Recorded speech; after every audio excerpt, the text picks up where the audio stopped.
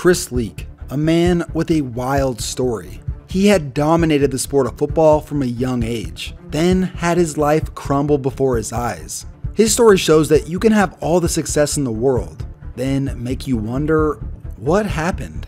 And today, I'm bringing you this story with the help of my boy, FlemLo Raps. He also tells football stories over on his channel, primarily videos on what happened to college football stars. He's also closing in on 100,000 subs, which is a huge accomplishment. So go ahead and check him out and subscribe. Plus, we are dropping another video on his channel at the same time as this one. I'm going to put the link to his channel and that specific video down below. So now, grab your popcorn because this story is about to blow your mind. Let me take you back to 1998. There was national buzz in North Carolina. That's because the head coach at Wake Forest had just offered an 8th grader, Chris Leak, a full ride scholarship. Chris's older brother CJ had just signed with Wake Forest, and after seeing the potential in Chris, head coach Jim Caldwell offered him a scholarship. This obviously would create a lot of buzz, especially at his high school. Could you imagine not even being in high school and having full ride scholarships? And not only did Chris Leak prove that he was worthy, he proved he was even better. As a 4-year starter, he led his team on a 46-game winning streak, won 3 state titles in a row. He even threw for over 15,000 yards and 185 touchdowns. That career touchdown mark set a national record. Those 2 stats still hold up today in the all-time record books as one of the best high school careers ever. When you watch him, he's different. He has all the other ingredients for a great college career and great pro career. Also, Chris Leak became the first player to ever commit after the US All-American Bowl on live television. Congratulations, put on the hat, friend. And look at this. He arrived to Florida in 2003, ready to become an instant difference maker from day one. He took over the full-time starting job 4 games into his freshman year, and did pretty well. This included throwing for 230 yards, 2 touchdowns, and getting the W against future national champion LSU. After the season, he earned freshman All-American honors by Rivals.com. At this point, it seemed like the sky was the limit for Chris Leak. But then his sophomore season, he had a new head coach, Urban Meyer.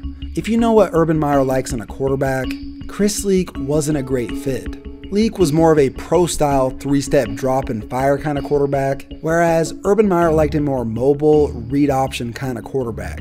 At first, it was a struggle, but over time, they found a formula. Over the next 2 years, this offense slowly improved.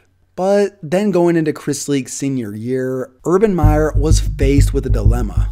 Play the experienced 3-year starter Chris Leak, or the emergence of freshman quarterback Tim Tebow. Before the season, Urban Meyer announced that he would be the starter, and Chris Leak proved him right.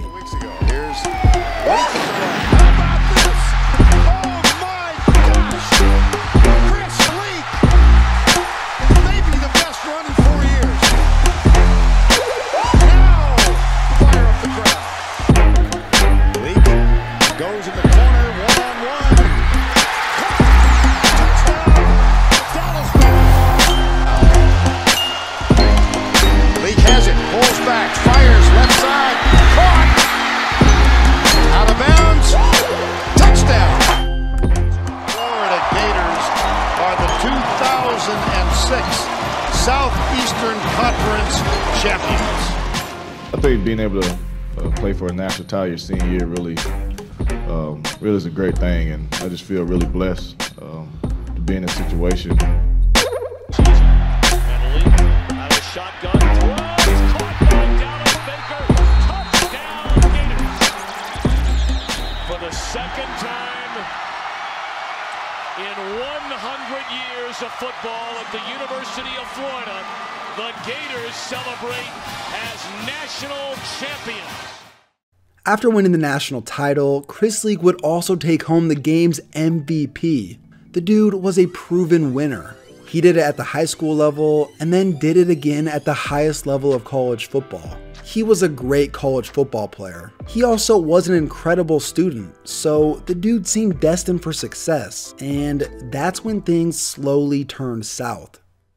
It's unfortunate, but Chris's pro career was one marked with instability and disappointments. It got off to a slow start, then it kind of slowly rolled downhill, but it took a while. Now during this time, Chris showed tons of persistence, but as you'll see going forward, sometimes it just don't work out. So first off, Chris went completely undrafted in the 2007 NFL draft. But shortly after the draft, he was picked up by the Chicago Bears. Consequently, on the Bears, Chris joined another former Gators quarterback, Rex Grossman. Now say what you want about Rex Grossman. He only started all 16 games of a regular season one time in his career. But with that being said, Rex was able to pull out a 9-year career.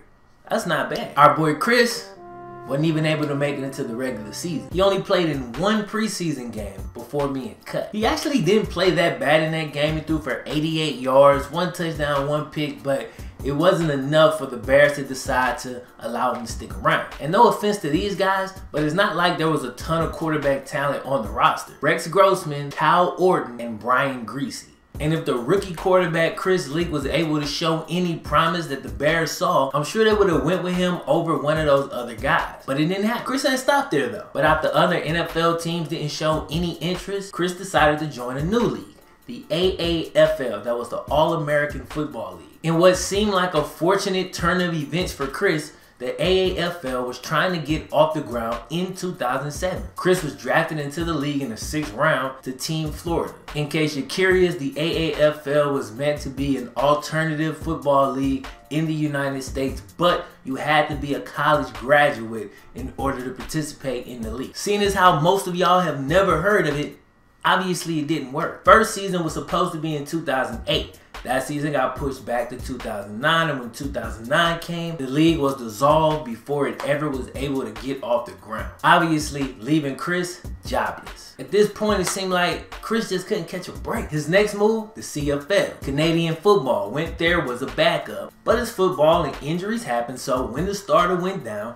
Chris stepped in and he did a solid job of filling in for the starter when he was out. As a matter of fact, on his first play when he stepped in, bam, touchdown. Now the next game, the starter came back and Chris was relegated to the bench once again.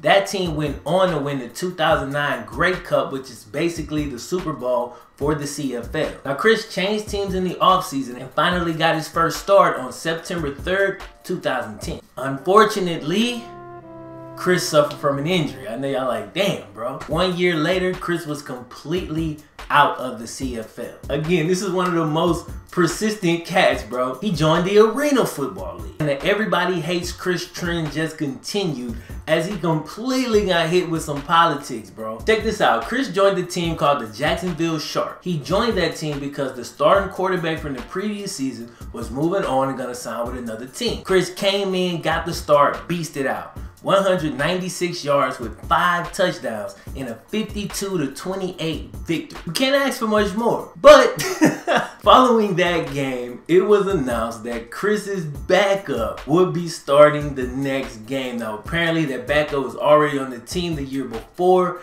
I don't know if they were just swapping out or what the case was, but like any of us would have been, Chris was pretty upset. Obviously, if they were just planning to test both guys, they didn't communicate this with Chris beforehand. So the next day, Chris decides to skip practice. You know, you got a quarterback just came in, threw 5 touchdowns in his first start, led us to a huge victory, gets upset, skips practice. You know what you do. You bring him in, you talk to him, look, we got to straighten this out, bro. This can't happen. You punish him, maybe fine him, whatever the case may be. Nope, they suspended him. Shortly after that, Chris finally just retired from the game of football. After that, he tried a couple of things, man. He worked as a host on Sirius XM, college sports coast to coast, a couple nights a week. That was during the 2012 college season, but that ain't last long. 2013, he worked as a graduate assistant at Florida. 2014, he worked as the wide receivers coach at Florida. Then he left that gig to become a high school football coach. Now this made perfect sense as Chris throughout his career, especially during the height of his popularity, has worked with different youth groups in different capacities. So right now you thinking, okay, well, seem like things worked out for my boy. It gets worse. Now the team he was coaching was Edgewater High School, and I went back and looked at their records from recent years, and they were a decent, consistent, pretty good team. 2014, they were 8-6. 2015, 7-6. This past year, 2017, they were actually 9-3. Really good. Now the year I skipped, 2016, is the year that Chris coached. I just gave you 3 winning records from 2014, 15, and 17. 2016, Chris started the season out 0-5. At that point, he stepped down and the team actually finished 1-10. Unfortunately, I hate to say this, but it gets so much worse. This last thing right here. This is the last thing. Now, Chris stepped down on October 4th, and at first glance, yo, you're 0-5. He probably realized, yo, maybe I'm not head coach material. I'ma just go and step away. But turns out it was a little bit more than that going on. Very next day after Chris stepped down, October 5th, it's reported that Chris is under investigation for possible sexual assault of a minor. And it took a year, but this past October, yeah, just a couple months ago, more details actually emerged. Now, Chris is an arts recovery teacher, so the situation that he found himself, here it is. Apparently, Chris was getting a massage from a 15-year-old female student. Not only was he getting a massage, allegedly he was only wearing a towel. Not only was he only wearing a towel, but he also asked the female student for a sexual favor. Now, Chris denied the allegations and the charges were eventually dropped. Chris's lawyer released a statement saying Chris loved his players and for the best interest of the team, he didn't want to be a distraction from an already tough season. When the unnamed girl and her guardian decided not to pursue the matter, Chris was said to be relieved but not surprised. Again, from the very beginning, he'd adamantly denied all of the charges. So at this point, it's just gonna come down to the court of public opinion. I don't know if Chris is guilty of this. I obviously hope that he's not, but the fact that he voluntarily gave up his teacher's license seems a little bit weird if indeed he was innocent. One of the conditions of him giving up his teacher's license is that he can never teach again, and that's what Chris's life leaves him today. This is a truly sad ending to a once promising career, and he's pretty much forgotten about at Florida. There's even this video where he walks around campus with a GoPro and no one recognizes him. But you know that people would recognize the man who played after him.